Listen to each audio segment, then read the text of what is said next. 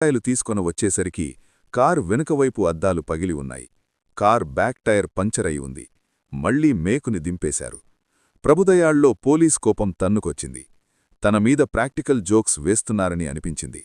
దాదాపు 2 మైళ్ల వరకు puncture shop లేదు. అతికష్టం మీద పంచర్ చేయించుకొని మనవణ్ణి స్కూల్ నుంచి తీసుకురావడానికి వెళ్లాడు. అప్పటికే స్కూల్ వదిలేశారు. ఎప్పుడూ తనకోసం గేటు దగ్గర ఎదురుచూసే మనవడు కనిపించలేదు.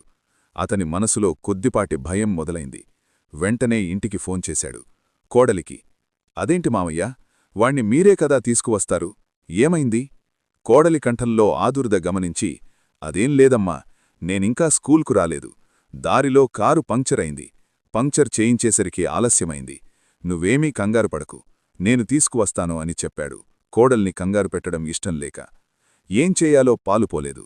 అతని మెదడు పనిచేయడం మానేసింది. సరిగ్గా అప్పుడే ఇంటినుంచి ఫోన్.